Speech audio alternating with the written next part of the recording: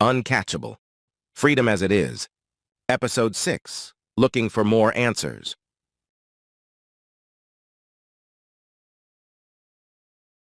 I don't know if it was that last blow or what, but my extrasensory perceptions seemed to be turned off. The days went by and nothing at all. Completely closed off. It even seemed to me that I was seeing worse and worse, to the point where I worried that I would have to wear glasses. Walking towards the prison hospital to get my eyes checked, a voice said to me, "If you get glasses, you'll see worse," laughing discreetly. I turned to look, and Estella was there, walking beside me. Without wasting time, I demanded, "Why can't I see the spirits around people anymore?" "That's simple," she said, as if it were something everyone knew. "You were offered a deal, and instead of honoring it, at the first opportunity you had, you did what you wanted, like a spoiled child." Estella explained to me like a mother, which made me even more uncomfortable. Changing her tone, she continued, "Look, this isn't just an adventure, it's something serious. We all have serious karmic responsibilities, and opportunities don't come as often as you think. The realm of spirits also has its own time, which is not the same as that of Earth or any other planet. That's why reincarnational planning is done to encompass all possibilities, have a plan B, and organize with those involved, who must also accept responsibility." She stroked my hand and continued, "You see, Ray, when the planets don't align, the spirit guides decide to leave the acquired debts for another time and make new plans." Estella stood still, and I continued on. As I turned around, the wind caressed her black hair and she looked towards the sun, as if distant memories saddened her. Without looking at me, she continued, "Ray, due to your ignorance and your situation of still being in matter, you fail to fully understand what this opportunity means for all of us, including Tristan." She slowly turned her head towards me, her eyes closed, breathed, and walked towards me, still with her eyes closed. She walked through me and continued walking towards the hospital. Something broke inside me, like a stone being chiseled. That's how I felt something in my heart. Compulsive crying tried to come out. I didn't allow it. I turned around and walked away from Estella. The storm of rebellion took hold of me little by little. I thought everything would be lost, but thank God it wasn't. Later on, I coined this phrase for myself. When all seems lost, the unexpected renews hope and ignites a new flame of faith. It so happened that as I fell into the abyss of rebellion, William came to rescue me. My surprise and discomfort were great when William appeared out of nowhere in front of me. He pointed his index finger at my nose and asked me loudly and threateningly, "Explain that Pocahontas stuff. I've been trying to understand it for over 2 months. Where did you get that nonsense?" His question was a huge sign for me. I felt as if something superior was pulling the strings of fate. Divine providence. William's approach was a sign that became clear when, still silent in the face of William's question and his impatient gaze, Tristan appeared before me. He was far away, but I understood that he had something to do with William's actions.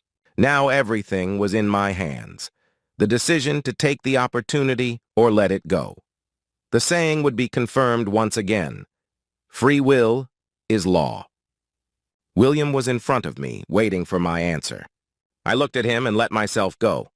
Something was telling me that I should water this seed a little more. "William, this is not a good time for me, but I will answer your questions on another occasion."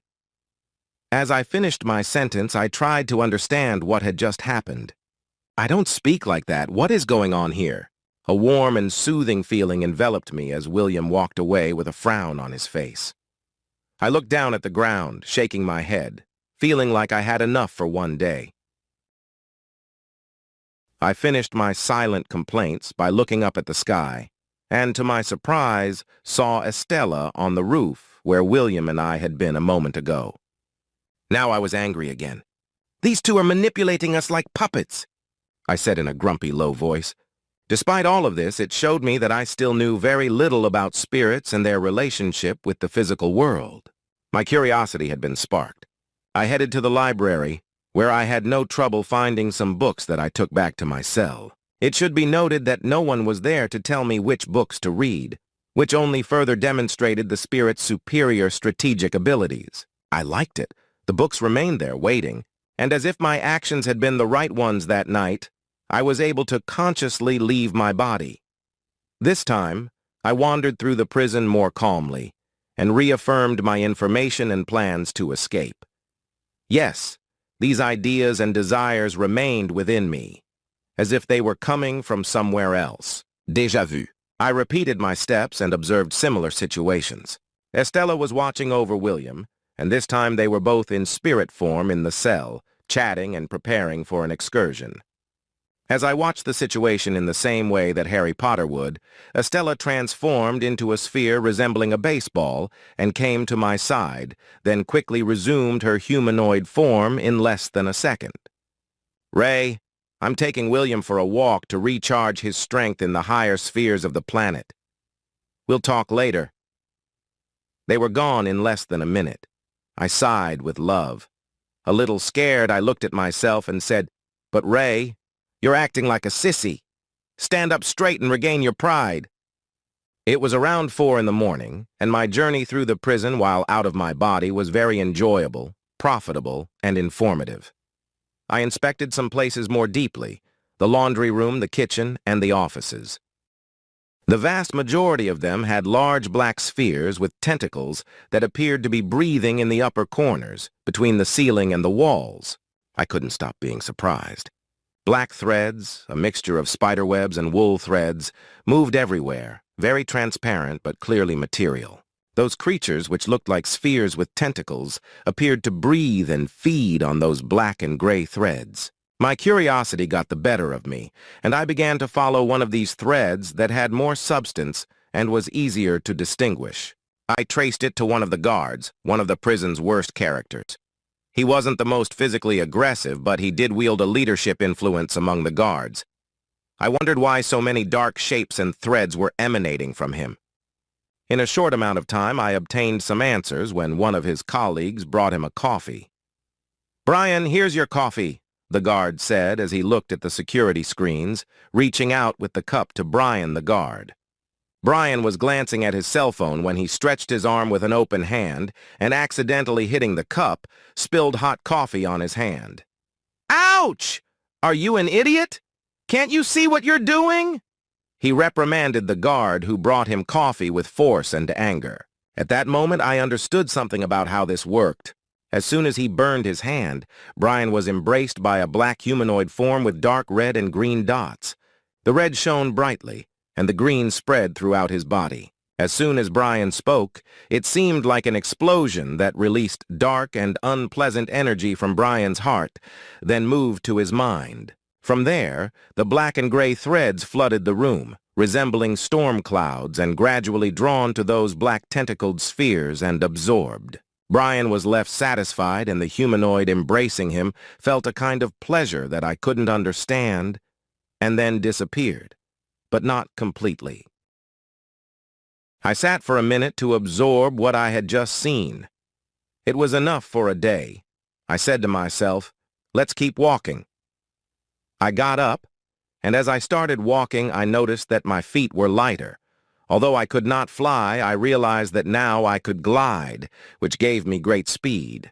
Although I perceived that it was more a mental than a physical issue, I decided to return to my body, observe something else, back to the cell, and see if I could rest a little, something that I didn't know how it would work. I looked more closely as I passed through the different cells, and noticed that most prisoners didn't stray far from their bodies, and in 99% of cases, they were unconscious of what was happening around them.